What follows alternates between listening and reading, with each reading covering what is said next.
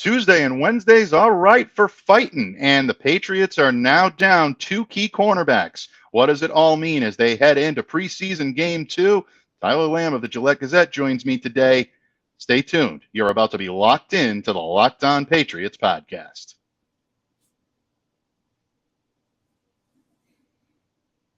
You are Locked On Patriots, your daily New England Patriots podcast. Part of the Locked On Podcast Network, your team every day.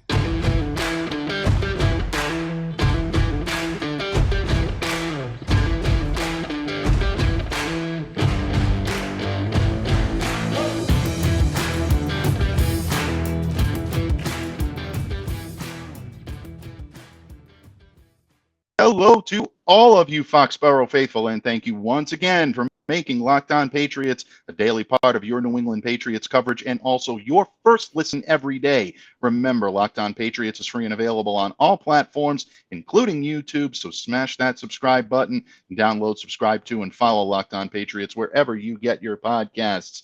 I am your host, Mike Debate. I cover your New England Patriots for Patriots Country of Sports Illustrated. I am also your host of the Locked On Patriots podcast, a proud part of the Locked On Podcast Network, your team every day. And folks, because it's your team every day, that means your questions, comments, and feedback are always welcomed and very much encouraged. So drop me a line, let me know what's on your mind. Reach out to me on Twitter at MDABATENFL. And while you're out there showing some Twitter love to that Twitterverse, please be sure to follow the Locked On Patriots account as well at LO_Patriots.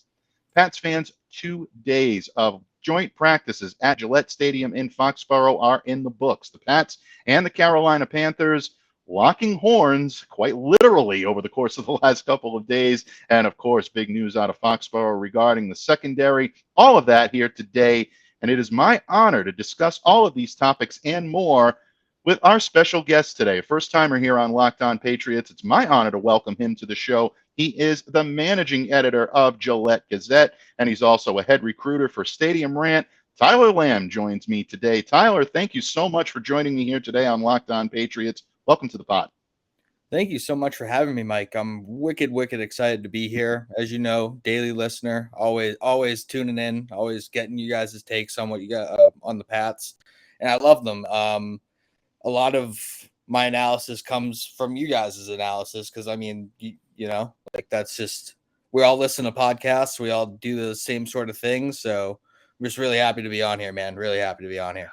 Well, thank you, my friend. I am always honored, always humbled to hear that. And we're glad that we can provide a little bit of feedback for you so that way you can do your job so efficiently. And the guys and the gals over at Gillette Gazette are doing a phenomenal job, folks. If you haven't already given them a follow, please be sure to do so. Check out all their great work. You can find it all over social media. And of course, at Gillette Gazette, definitely, I highly recommend it. And Tyler's work is second to none. And that leads me quite nicely into the first topic that we're going to discuss today, my friend, because Tyler, the Patriots secondary is down not one but two cornerbacks. Over the course of the last 24 to 48 hours, we have found out that not only is Joejuan Williams on season-ending injured reserve, but also Malcolm Butler's comeback attempt to New England falling short due to injury, and Malcolm will also spend the season on IR. And unfortunately for the New England Patriots, that means two less cornerbacks on the field. But if we're being honest, all of the information coming out of Foxborough, the firsthand observations that I've had in being at training camp and seeing what this team looks like, knows that Joejuan Williams was struggling to be able to make this team. He had fallen far behind in basically he had fallen far behind in the depth chart. A lot of guys had overtaken him. He was facing an uphill climb. Malcolm Butler, we know, was probably going to carve out a spot on this roster, if for no other reason, just the ability he brings in zone defense and also the experience and the savvy that he brings in being a part of this team. But the Patriots front unit has mostly included guys like Jalen Mills, Jonathan Jones moving out of the slot, and Marcus Jones coming in and playing in the slot alongside guys like Miles Bryant. So, Tyler, when you look at all the reports coming out of Foxborough, you look at what the team has in terms of their depth chart at corner, and you look at the two losses, what are your thoughts and what are your feelings on how this is going to shake out in Foxborough when it comes to the Patriots secondary? Well, tough thing about Malcolm Butler. Hate to hear it. You hate to see it. We all kind of like waited around to see if like he still had it. He showed some good things over the course of camp, but like everything that I heard was he really was an up and down type of performer. And I mean, he's up there in age. He was off of the NFL for a year. It's tough to come back. And I think if we went back and we looked at one of those last preseason plays against the Giants that he was actually in, he was limping a little bit. Like it wasn't anything crazy, but that could have had something to do with the hip injury that he sustained. As far as Joejuan Williams goes, it just hasn't worked out. It really hasn't worked out since we drafted him. It's unfortunate. We really wanted him to be like Brandon Browner type of player for our team, and like it just didn't work out. He just didn't seem to take to it. They tried him at like a little bit of hybrid safety covering tight ends. It just didn't work out. Now with the depth that we actually just acquired, like that we acquired over the offseason, I really, really like Jack Jones. He showed a lot in that preseason game. I thought he definitely needs to reserve himself a little bit on jumping on balls because that's how you give up touchdowns. But that's also he scored touchdowns because if he had a hand on that ball that the first one that he hawked, essentially, that's an easy 6 points. Marcus Jones, like I haven't really heard a whole bunch about him in camp, but it was really telling to me that he didn't play during the preseason game. Like they sat all of their starters. So like that to me, he's a starter. He's going to be starting in the slot. And I think they're going to take Jonathan Jones and move him to the outside and have Mills and Mills and Jones be your outside cornerbacks. You said it yourself, we're going to be probably playing more zone defense. If you're running a cover 3 and you have Mills, Jonathan Jones, and Devin McCourty on the field, I like that's pretty hard to throw behind. You have Jack Jones, Marcus Jones with that speed, shifty quickness going on crossers, covering the underneath routes. I personally think that the cornerback room is going to be fine. You also have guys like Terrence Mitchell, and Sean Wade, who have both played decently well for the preseason. So I think the difference is they may not be like a star-studded room, but from top to bottom, the unit might be better than it was last year because you don't have the Miles Bryant coming in and just not being able to keep up with Isaiah McKenzie. You know what I mean? It's like that fifth cornerback isn't like you could have him on the field if that makes sense. No, I think it makes perfect sense. And I think you make a lot of good points. The first point that I want to make about Marcus Jones, where you said, his coming in and his ability to play in the slot, him not playing last week definitely told me something. It told me that the Patriots love the way this kid is fitting into the slot, and he's got breakaway speed. And if you look at some of the speedy receivers the Patriots are going to have to face this year, whether it be Tyreek Hill now in Miami, or whether you take Buffalo and the ability of their receivers to gain a lot of yardage through speed, Stephon Diggs, Gabriel Davis, even Isaiah McKenzie out of the slot, these guys can fly down the field, and you need speed guys to be able to match that. Jonathan Jones has been a great speed weapon in the slot. If you can use that and try to harness that speed and play him out on the perimeter alongside Jalen Mills, all of a sudden you're fortifying that perimeter when it comes to defending against some of the speedy wide receivers at the cornerback position. Marcus Jones comes into the slot. He's able to play it. Miles Bryant, all of a sudden, I think takes a major step up in this cornerback depth chart, because what they're going to be able to do now is use Miles' ability to play in the slot, and he played very well there last year. Combine that with what Marcus brings to the table, and now you've got 4 guys that are pretty savvy at doing what they do at the top of that cornerback depth chart. And the wild card in all this is Jack Jones. Now all of a sudden you can give him the opportunity to come along at his own pace. And if you can throw him in there in special situations and get him to go after the ball, this kid is a natural ball hawk, and I think it does spell well for what the Patriots are going to do on the field. So definitely tough losses when it comes to Joejuan Williams and Malcolm Butler. I agree with you. I think Malcolm is the bigger loss, especially for the field savvy and his ability to cover in zone. Malcolm is still one of the better zone corners you'll find out there.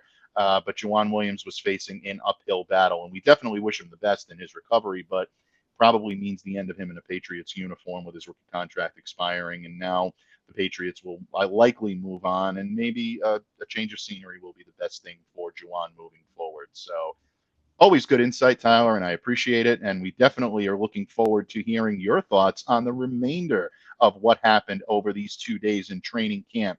Yeah, folks, we'll talk a little bit about the fights, but it's about so much more than that. And Tyler Lamb of Gillette Gazette and I will discuss that in just a moment when this episode of the Locked On Patriots podcast continues. But first, folks, it is almost the start of the NFL season.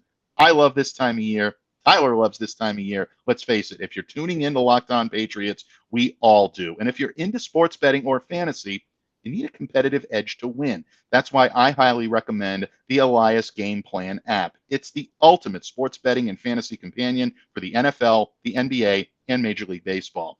Elias Game Plan is the only sports app from the most trusted name in sports statistics, the Elias Sports Bureau, the official statisticians of U.S. pro sports leagues, including the NFL. Their app lets you access team player and stats, head-to-head team comparisons, and Elias insights from the Elias Sports Bureau's research team. This app is really your one-stop source for player news and league-validated player statistics and team records. Expert game analysis for betting, building your fantasy team, and even impressing your friends as it goes along with it. The Elias insights help me know that my game strategy is backed by numbers, not just by my intuition. So folks, take my advice. Download the Elias Game Plan app today. With new features available all the time, take your game to the next level. NFL season is right around the corner, so don't wait. Find Elias Game Plan in the App Store or the Google Play Store today and make sure to download. Patriots fans, I am honored to be joined today by Tyler Lamb of Gillette Gazette. And Tyler, in the previous segment, we talked a little bit about the Patriots' losses in the secondary, primarily that of Joejuan Williams and Malcolm Butler. Those are the big stories, personnel-wise, out of Foxborough this week, but all eyes and ears are on the New England Patriots because they did take the field for 2 days of joint practices with the Carolina Panthers. I can tell you from being there, it got a little chippy at times. In day one, I should say, a little skirmish between some of the offensive and defensive line. James Ferentz was ferried off the field. There was a little bit of back and forth, and you got the impression that maybe things wouldn't spill over until the next day, that cooler heads had prevailed. But as the fates would have it, the New England Patriots also found themselves getting into a little skirmish once again with the Carolina Panthers after Christian Wilkerson took a hard shot from Kenny Robinson. All of a sudden, maybe a little showmanship after that hit, and a lot of guys on the Patriots roster took too kindly to that, and ultimately the next play resulted in some spillover. No question about it, the tensions are high and player emotion is at its peak, but it was about more than fights on the field for the New England Patriots and the Carolina Panthers. Some positives on offense, some positives on defense, and some concerns on both sides of the ball as well. Tyler, I know you keep your ear to the ground. You keep your eyes squarely focused on all of the reports coming out of Foxborough. When you look at what's been reported from Patriots camp, what impressed you the most by what you're seeing from the Pats, and what concerns you the most heading out of now 2 days of joint practices? I'll start off by saying Devontae Parker has basically been as advertised, like maybe even more than as advertised, maybe 2019 version of him as advertised. Mm-hmm. He makes a difference. He's on the field, and he's like the only person on our team who can go up and just take a ball away from somebody. Like, that's not right at his hands. His catch radius is insane. His jumping ability is crazy as well. And the way that he keeps his body control over people or cornerbacks in the air is one of the big reasons why he comes up with most of these 50-50 balls. Mm. Now, if you ask him if it's a 50-50 ball, he's going to tell you it's an 80-20 ball. And that's just the swagger that I like it. Like, you're a wideout, you're our top wideout, and that's the type of attitude you need to be a top wideout in this league, and he showed it before. So if he stays healthy, I see no reason why he can't be the Patriots' number one wide, like a actual number one wide receiver. He's not Devontae Adams, but like, we're not asking him to be Devontae. We're asking him to be like Terry McLaurin, something along the lines of just somebody who can cause defenses to game plan around. Like, when he's on the field, we have to be worried about him. And with the way our offense is set up, I think that it's it's going to be real difficult to stop us if the offensive line can do their job. Mm-hmm. If they can protect Mac, he's going to find an open person, because the worst wide receiver on the field, essentially in 3 wide receiver sets, is either Aguilar or Myers. Mm-hmm. And both of them are very capable wide receivers. Not number ones, but certainly not number 4s. So I would say the receiving group as like a whole, Tyquan Thornton as well, they've been impressive throughout most of camp. There's been some times where they've said that they couldn't get separation, but at the same time, Devontae Parker and Kendrick Bourne have both shown the ability to catch the ball like in traffic around people. So that's going to give Mac a little bit easier of a chance to get the balls to them when they are actually covered. Who else would I say? If I want to go to a negative, I would say the offensive line, really, pass protection. I understand we're in a scheme change. We're changing to a more zone blocking scheme rather than just the grip it and like hold it tight and stay where you are type of scheme that we've kind of had. Everything's been more compact and easier to block. We're getting more spread out and trying to cover more areas of the field. So that's a little concerning, because last year when the Patriots, or when Mac Jones wasn't under pressure, the Patriots had a top 5 scoring offense in the league. When he was under pressure, it went down to 31st. So it's a big deal. If he can stay upright, he's going to find the players open. Like Hunter Henry, he went down with an undisclosed injury yesterday, I'm pretty sure. I don't think it was anything crazy, but he definitely got nicked up. So that could lead to more touches for Jonnu maybe in the beginning of the season, depending on how serious that is. Jonnu's also been a brighter light during camp, I should say. They've been using him in the backfield as like a flat option, more of like a check down, just getting him the ball in space, like a James White type of role, or Cordero Patterson, maybe, if you will, which is good. I just think they need to make sure that they figure out Jonnu and they figure out how to make him and Aguilar both just be as successful as they can. Well, running out with, I would run out with Devontae Parker, Kendrick Bourne, Jacoby Myers, and like Hunter Henry, and then sub in Smith, Aguilar, Tyquan. It's a real diverse unit that they've built on the offense, I would say.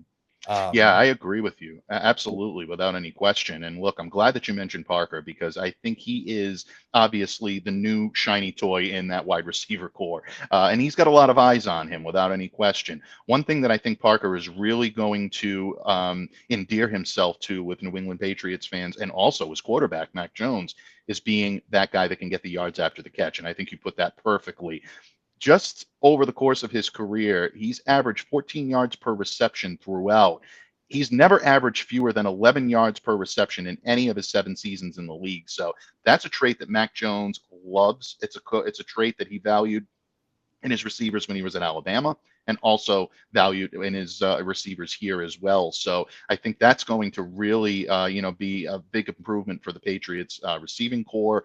Jonnu Smith has been a true bright spot when it comes to the tight end situation. He's been a big part of what the Pats have done the last couple of days in training camp. He's definitely getting more looks in the red zone. Hunter has been in and out in terms of some of the injury issues that he's had. That'll be worth monitoring as we head into Friday night's game. From what I'm being told, there's nothing serious, but it's also worth monitoring, because you want to make sure that these guys are making their best effort, and they're also getting healthy for the stretch run, because it's all about Miami in week 1. Preseason is always good to get the kinks out, but you want to make sure those guys are at their toughest when it comes to playing in Friday night's preseason game. And Tyler, we're going to wrap up our discussion today, getting your insight on what to expect and what your sharp eye is going to be on when the Patriots take the field at Gillette on Friday night to take on the Carolina Panthers. Will we be talking some more fights, or is Tyler's line of sight a little bit more intellectual than that? I have a tendency to believe it's going to be a little bit more the latter than the former, but you know what? We're all about discussing both here on Locked On Patriots. And when we return, Tyler Lamb of Gillette Gazette will give us his thoughts on what the Patriots and the Panthers might be in for and Friday night fights when it comes to New England. But first, if Patriots fans, you are looking to maximize your sports fandom a little bit, you might want to do so with our good friends at betonline.net, your number one source for all of your sports betting needs and information.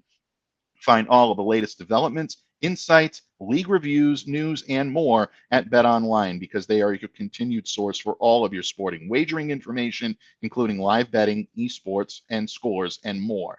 BetOnline is the fastest and easiest way to check on all of your favorite sports podcasts, news this season, and also your events, including MMA, boxing, and golf. Head to the website today or use your mobile device to learn more about the trends in the action. BetOnline, where the game starts. Patriots fans, it's been my honor, my privilege, and we've had a blast so far sharing the microphone with Tyler Lamb of Gillette Gazette. And Tyler, we've talked a lot about the New England Patriots. We've talked about their showing and what are the goods, what are the bads coming from joint practices. Talked a little Malcolm Butler, talked a little Joejuan Williams, but ultimately all eyes are going to be on Gillette Stadium on Friday night when the Patriots take the field for game 2 of the preseason against the Carolina Panthers. Matt Rule today told onlookers and the media members, most importantly, that he expects that his second stringers are going to play the majority of the game on Friday. But the Patriots starters sat by and large last Thursday night, which means that Bill Belichick and the New England Patriots are most likely going to be looking to put the starters out there, see what they can do, at least for a little bit, knowing that next week they'll be in Las Vegas, taking reps out there. They're facing Las Vegas in the regular season, so you don't want to tip your hand too much on what the Patriots are going to do. So they may be looking to try to install some stuff on Friday night. Tyler, as you look to the game, as we all look to the game, what are you going to be keeping your eye on as the New England Patriots take the field? What are you hoping to see, and what do you expect to see on Friday night? If the starters do play any legitimate snaps in that game, I really want to see Matt Judon. I haven't seen him at all. I went to the in stadium season ticket holder practice, and he wasn't there, so that was kind of crappy, but it's okay. I just haven't seen anything from him. I haven't seen any videos. There just hasn't been much talk about him. I finally heard something today that he got in the backfield and got a pressure and the quarterback hit, which is great. I just want to see it, with my eyes again. It's been a while since I've heard any sort of information on Judon, if that makes sense. Maybe that's a good thing. No news is good news, but I would have preferred to hear Judon's been the star of this camp or something like that, which we actually have heard about Christian Barmore, which makes me really, really happy because I pegged that kid to be a star as soon as we drafted him. So I really hoping that he can take that next step up. And I'm also looking to see if the front seven can show what they've been showing in the 2 days of joint practices, because I think Belichick made a complete shift in his defensive strength. Before we were strong in the cornerbacks and the secondary. Now we're a bit stronger or have more depth in the front seven. I think he realized getting to the quarterbacks better than trying to cover the receivers while the quarterback's scrambling the whole time. You know what I mean? In this mobile era of quarterbacks, it's not just do your coverage, we'll get the sack. The play gets extended. So they need better pass rushers, and that's coming at the expense of superstar cornerbacks. So I'm really interested to see how that sort of unfolds. I personally think it's going to work well because I like the players that we have in our front seven. I think Uche is going to make a huge difference this year. He's going to take a big step up. Anthony Jennings and Ronnie Perkins both showed out pretty well during the preseason game. Cam McGrone, he definitely flashed his sideline to sideline speed. Needs a little bit more refining of his tackling ability and his processing, but he definitely has the speed to get after a quarterback or hit the running backs on the crossers or the bubble screens. What else? I'm also just looking to see Mac again. I mean, I saw him for a brief period live during the season ticket holder practice, which he looked great in, but I want to see him in a little bit of game action against somebody else, on TV, ready to go. So that's pretty much my take on it.